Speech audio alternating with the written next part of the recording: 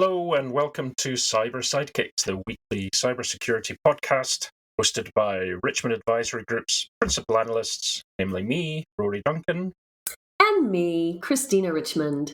This podcast is your go-to partner for understanding the cybersecurity market, industry trends, and the real-world challenges of protecting organizations today. Hi, Rory. Hey, Christina, you're back, which is awesome.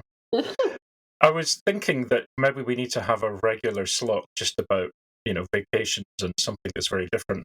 And I had thought about, do we have a cyber cruising section? Although I realize maybe cyber cruising might mean something else depending on what company you keep. However, I love that idea. I think that's a great idea. And, so I was just on a cruise just to catch everyone up. And but Rory, right before I went on a cruise, he was on an island. So the two of us have managed to get away from the huge workload we had for a bit and the back-to-back long days and just rest up and sit on a beach or a boat in my case. So I love the cyber cruising idea and maybe a cyber cruising podcast, or we could do a group cruise where we have people join us. That would be fun. That would be very good. I must say I've never been on one. I know that it's your first time as well. The only kind of parallel I could see is potentially from Wall-E, where you're in a big spaceship and you're in one of these beds that floats around and have a screen in front of you. Hopefully it's not like that. Well, it is a bit like that, right? You have your stateroom, you've got your belongings and a nice, comfy place to sleep and all the amenities. But you are kind of floating around in space. And what's weird is when you're at sea, and we had 5 days at sea, and while you're at sea, it's just, you just see the horizon. You're just floating on this blue ball called Earth and called the ocean. And it is very space-like. Right. I kind of loved the sea days. They were really interesting to me. Yeah. Okay. It's totally an interesting experience to be at sea and then on these islands. Huh. Yeah. Well, one day maybe. Thank you, Christina, for that. Really interesting to hear.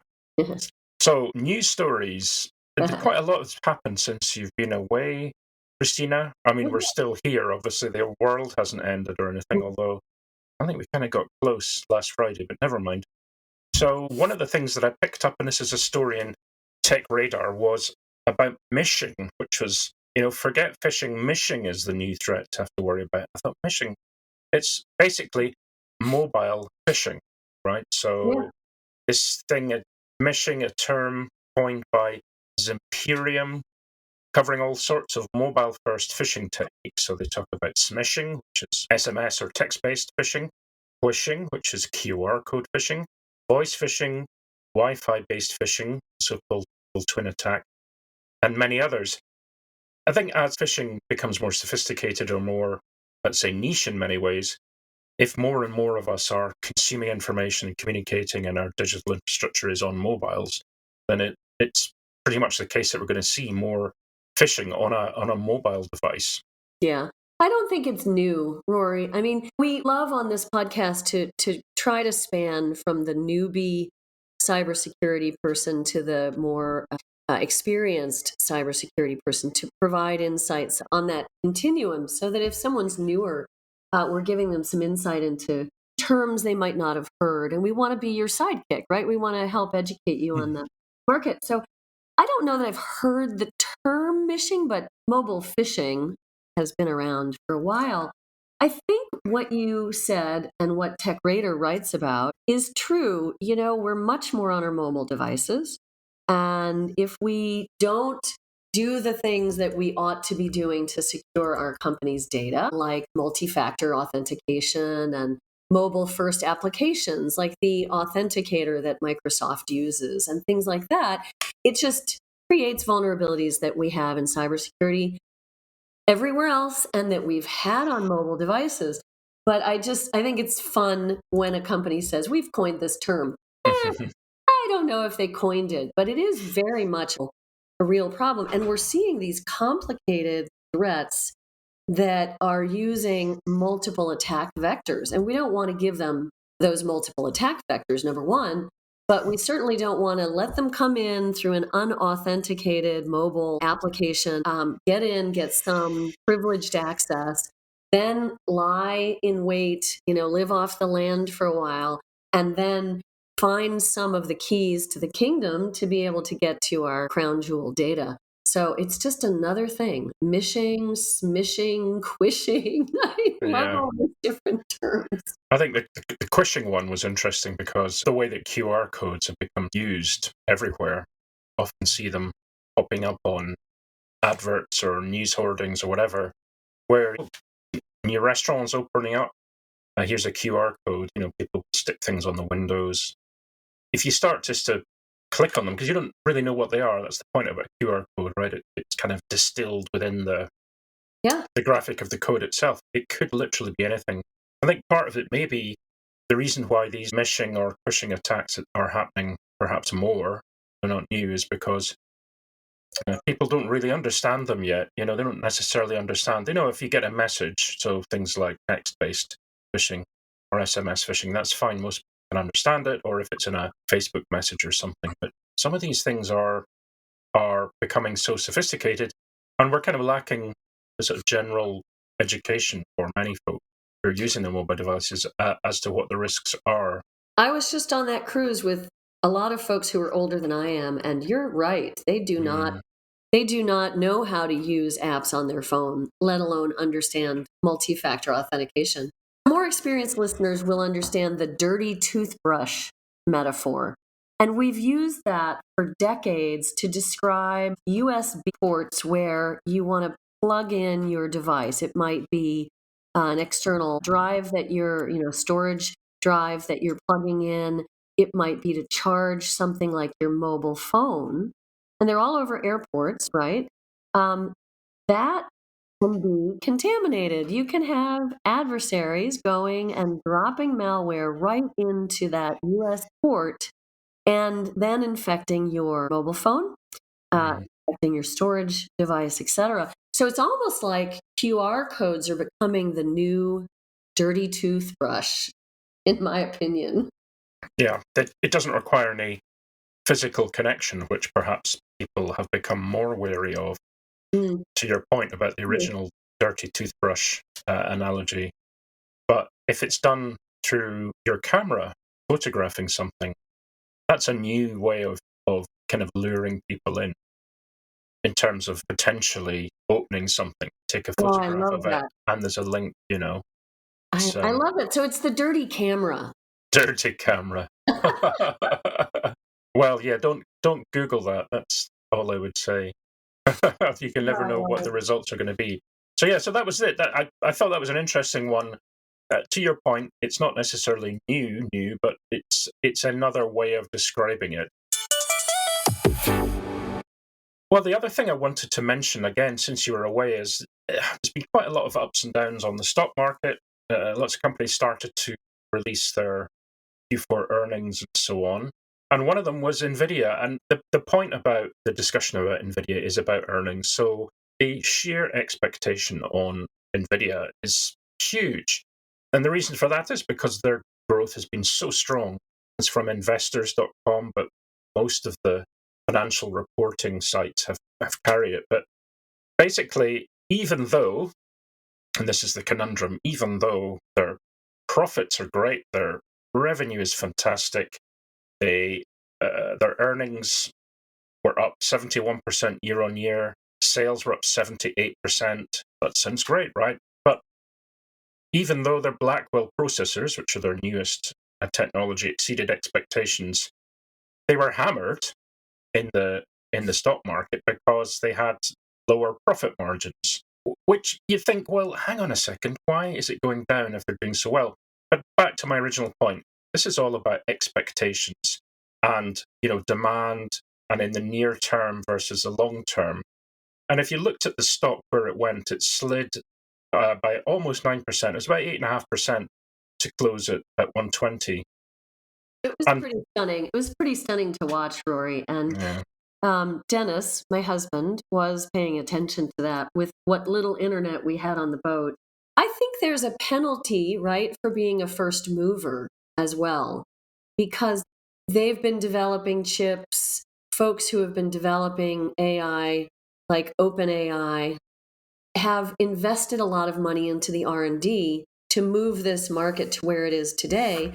And then all of a sudden you get something like DeepSeek that shows up on the scene and says, oh, we only spent $5 million or whatever it was. I can't remember the number. But, billions have been spent by the first movers. And now they're unfortunately being penalized for lower profit margins and for their investment. I know we've mentioned this before, and we'll probably come up again. The sheer cost of creating an LLM and training it, inferencing, and so on is vast. Mm-hmm. If something like DeepSeek can come along, and/or we have the development of small language models that are cheaper to create, take less time, and so on, that's very much a disruptor. I think part of the question is, well, why are we talking about AI? This is a kind of security podcast. They are interlinked, right? They are.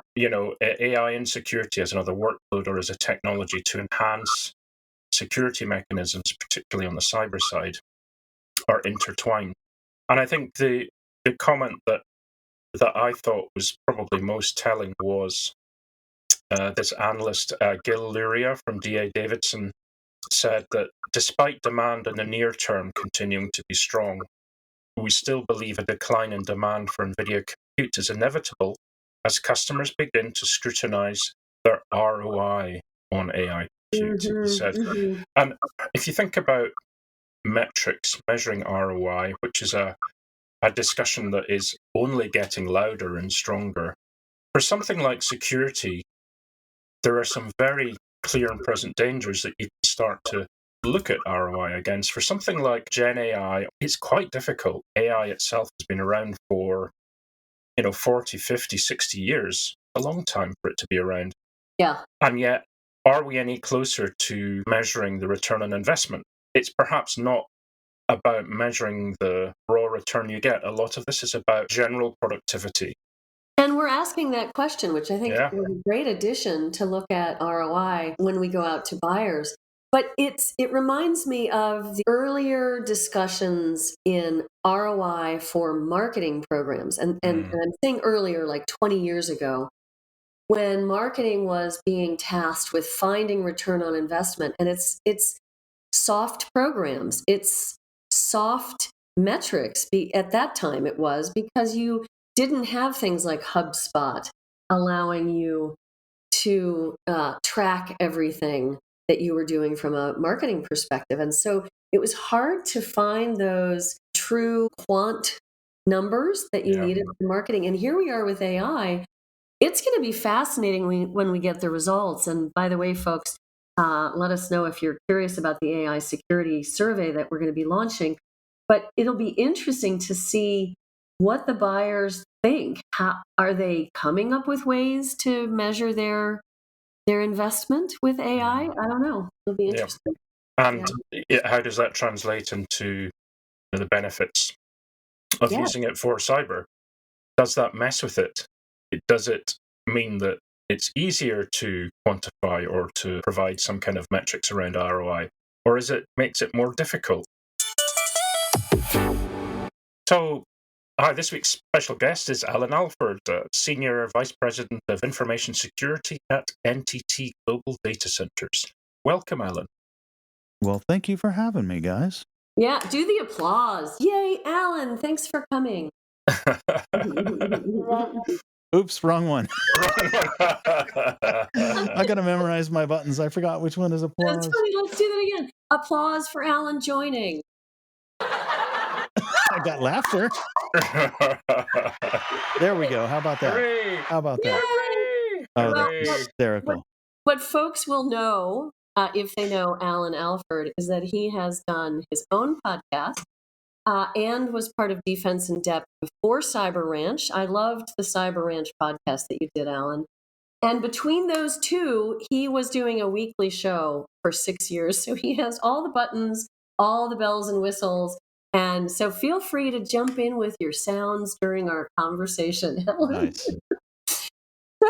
So wow, Alan and I have known each other for a hot minute. We've known each other for a few years now. Yeah. And he has just recently joined NTT Global Data Center. So I wanted to have you on to hear what's going on there.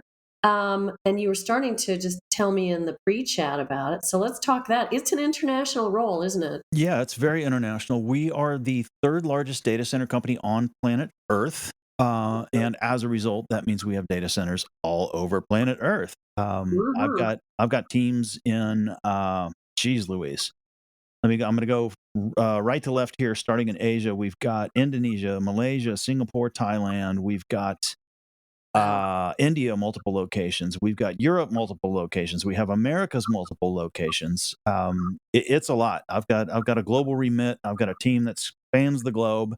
And one of the trickiest parts is we just had a meeting this morning at 10 a.m. my time. Our earliest team members had to get up at 6 a.m. and our latest were up until 10 p.m. to have that meeting. Wow. So what are you covering for NTT Global Data Centers? I mean, it says Senior Vice President of Information Security. That's a broad role. Tell us Yeah. So what's your day-to-day? I'm the CISO, and what I'm in charge of is the usual corporate stuff, the enterprise security. But I'm also in charge of the data center security, which is the really fun and fascinating part. There is so much cool stuff goes into securing a data center that's above and beyond all the enterprise stuff. I've been there, done that in the enterprise, right? But data centers, this is my first data center company. I'm having a blast. Tell me more. I need to learn from you about what exactly you're doing differently for data centers. Well, think critical infrastructure, right? I mean, this is IT, this is OT, this is IoT. Yep. Every data center has got the power management and the building management and the physical security and the cameras and the detectors and smoke and fire and moisture and all that good stuff. And all that has to get aggregated, integrated, rolled up, single pane of glass, eyes on glass, all the usual good stuff you do in the enterprise, but with all this data center specific technology. It's absolutely fun. So have you done OT or physical security before? I have. Yeah. So, an IoT, it's always squirrely to me how when we talk about cybersecurity coming together between the digital world, the physical world, and the OT or IoT, IMOT, any of the OT world. Right. And folks say, oh yeah, it's coming together. And then when I talk to the practitioners, they're like, are you kidding me? Not really. So what do you think? Is it actually converging more than we know? I think it is. I think it is. There's a lot of vendors out there now that are really getting on top of straddling that fence. In fact, I used to be fractional CISO at one of them a little while ago. Just very recently, I was fractional CISO at a company who was doing servers, laptops, desktops, network, and branching into all manner of IoT devices, cameras and video conferencing systems and audio, VoIP, and all this kind of stuff. So I think the bridging of those worlds is a necessary convergence. I think it has to be there because at the end of the day, name a single enterprise network that doesn't have a bunch of everything, right? Right. And so companies are starting to pop up that are bridging that chasm. There's some really cool technologies specific to the data center I'm learning that are applicable outside of the data center as well. And there's a number of vendors out there now that are starting to address critical infrastructure, but in the context of a greater enterprise. There's a lot of activity and a lot of vendors out there. They're just not necessarily the ones most enterprise folks have heard of because they have a focus outside the enterprise for at least a substantial portion of what they do. And you have to do your digging to find out, oh, your OT is actually IT as well, right? So what are some of the key technologies that you're starting to use around that area, around this converged space that you're talking about? So all the usual SOC, SIM, monitoring, your CTEM, your endpoint protection, all of that good stuff is always there. And your back of house for a data center is often comprised of just good old fashioned servers, right? There's a lot of that goes on. So all those usual functions are in place there.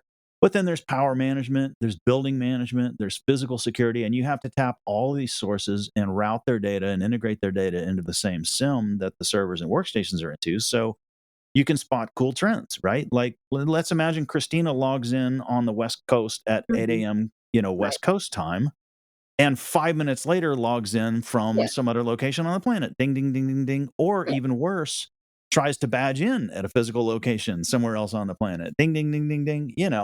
So Right. integrating those systems and getting that crosstalk and being able to reference the multiple data points, both from the data centers and the enterprise, is key, and it's really fun. So are you saying that you're seeing new vendors or vendors who have been around for a bit that you just haven't worked with before that are actually bringing together somehow all of those different data points? I mean, years ago I had discussions with folks like Clarity looking at OT data. Um, so they've been around for a long time, but the challenge is that a lot of our physical data does not it's difficult to normalize. It's difficult to contextualize, or it has been until more recent years. And also, some of it is offline when you're in a critical infrastructure place. Which right. So, are you saying that there are new solutions that are out there or coming where folks have found workarounds? Absolutely. I would love to know more. Clarity has a number of competitors now. There's a Yep. lot of other stuff going on. Clarity has expanded their own footprint too, probably from what you've seen since you last saw them. And then, badging systems and these other sorts of things are really clever and working well. And you've always got backhaul capabilities. You've always got jump host capabilities. There's a lot of ways to connect these things to each other that keep things safe and protected, and yet let the data flow one direction to get to the SIM, right? So it's kind of a convergence of probably 5, 6, 7, 8 different technologies to pull this off. But absolutely, you can integrate your entire security practice into a single console. You can do it. Wow. I want to know more. So we'll have to just keep talking offline because that is very, very cool. I haven't really spent a lot of time in the OT space for several years. So that's really interesting to me, Alan.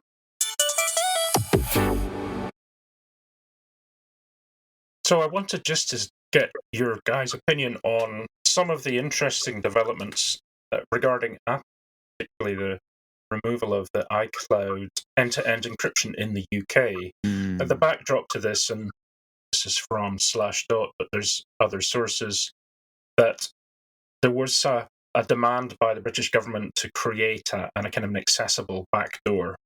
And that's because of the UK's Investigatory Powers Act. So Apple said, okay, we'll just eliminate that particular feature. So that's advanced data protection feature, giving whoever, easier access to stored emails, photos, and documents if that actually happens. So I think that's an interesting one. Slashdot and others have pointed to this, and I think it's something we've talked about in the past, which is it's this privacy paradox talk about, which is, users are going, oh, so we don't really have the same advanced data protection? Meh, so what? And particularly this seems to be the case amongst the Gen Zers and the millennials, where they don't really value encrypted protection the same way as potentially they should, or perhaps older folk do. So what's your view on that, Alan? Yeah, I guess let's harken back to the early 90s. We'll go all the way back there. Folks may not remember the Clipper chip. There was a proposed encryption chip the government was requesting the manufacturers use that had a free built-in government backdoor. And I was one of the kids back in the 90s that heavily protested the Clipper chip under the basic tenet that today's backdoor intended only for Rory is tomorrow's backdoor that the whole world can access, including China, Russia, and North Korea, and Iran, and whoever else. Right? In other words, you can't create a backdoor and expect it to only be utilized by the people you created it for. Someone's going to figure out a way through it, to exploit it, to take advantage of it. So asking for a backdoor on behalf of a government is a guarantee that somewhere down the road, the compromise occurs. The data is found regardless. And the worst part of that scenario is you don't necessarily know who it is that found it. You don't necessarily know when they accessed it, because you've got to have really clever monitoring solutions to wrap with that backdoor. Otherwise, it can be exploited for years and you never even know it. So the natural response to, I'm not going to create a backdoor on behalf of you, Mr. Government, for any value of Mr. Government. I'm okay with that thinking. I'm okay with that logic personally. And obviously, I've done business in China over the years, and I've, in different companies, I've worked for different governments that required encryption keys and backdoors and these kinds of things. And you have to navigate as a business entity. You have to navigate all these requirements as you run into them. And Apple chose to say, you know what, we're just going to kill a feature rather than create a backdoor because, probably on their part, they're sitting here thinking there's all this extra development effort, but also they're thinking of the warning I just gave, which is last thing we want is to have people thinking they're secure and finding out they're not. That's far worse than just telling them up front, sorry, you don't get this. Yeah. And there's probably a great amount of development effort to circumvent and bypass, and what is the physical structure and the process and the policy and the guidelines for how you share these keys with government and blah, blah, blah. There's a whole lot to be created when someone says we need a special backdoor. And I don't blame Apple for going, yeah, no, forget it. Well, it's interesting because the analogy, I think, can be of, putting a cat flap on your kitchen door. Yeah. For instance, your cats can come in and out, but then so can other cats and dogs, possums, squirrels. Yeah, I was going to say, true story. I woke up one morning to a raccoon in my kitchen many years ago. Yeah. And so got rid exactly, of the cat flap after that. Well, that's it. I mean, and we've all done that. I've certainly done that in the past, having to, when you have to put a collar around its neck and that can open it. Sometimes it doesn't work, and maybe the collar comes off, so the fob doesn't work. And then you do it so it's only one way, but then you get everything in your kitchen and nothing can get out, which is even worse. Right. So, I think that's a good point. So thanks for that. Yeah, no, I think it's interesting that Apple said, we're just going to kill this feature. And I agree with you, Alan, that it's better than providing a backdoor. Amen to that. But to the point earlier on about millennials, Gen Zers, not really understanding privacy concerns and the fact that they're just giving over their data, or they're not securing, they're not worried about the security of their stored data on iCloud. Or that's a whole other issue that I don't know how we solve. And Apple has basically thrown up its hands and said, okay, we can't satisfy the UK government request. Great. But we've got a different problem now, which is we're going to tell you you're not secure, but you're not going to listen. Right. Yeah. So. Right. And that's, I hate to make these generational stereotypes, but I will say I'm Gen X, and I was the first generation to grow up with computing technology in the home. Right. And granted, we didn't get it till I was in middle school. Right. But I can say I grew up with computers. I learned computers before the internet existed. And then I grew up with the internet from college on, kind of thing. The Gen Z folks are the first ones to grow up with this massive social media presence already well established globally, every nook and cranny of the planet on social media before they were even born. And so they have come up through this social media filter. And the social media culture intrinsically is an anti-privacy culture. The whole point of social media is you're taking what a Gen X person might think, gee, I would never share that online, and you're just blasting it out online. And this is Instagram, this is TikTok, this is all of these things, right? Yeah. And so I think it's a privacy story more than a security story, where they are just intrinsically assuming my life is already public. Right. I have no secrets. Everything about me is already known. My employers and potential employers can find all manner of dirt on me online, but that's the same with everyone in my generation, so I just don't care. And I think security ends up being sort of an adjunct afterthought to that, but I really think it's the abandonment of privacy is where all that begins. Right. So if security doesn't really matter if your world is not private, if your world is public. Certainly, because I'm in tech, I distilled that amongst my kids when they were growing up, so they became very aware. But others of their age group really weren't. Their understanding and awareness of what it means to put something online. A lot of it is kind of assumed these days that we're not really interacting with the technology. We're consuming its output, but we're not really interacting with the infrastructure itself. Yep. And of course, you'll know all about that from a data center perspective, and so will I with my cloud background. We're becoming more and more separated from the technology itself, and becoming more and more encouraged to be consumers of the output. Oh yeah, and that's a pity, I think. Yep. Or am I just an old man and shouting at the cloud? That's a different question, Rory.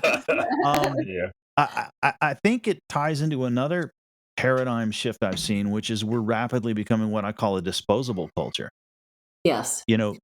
Apple assumes if something goes wrong on your phone, you're just going to trade it in for a new phone, right?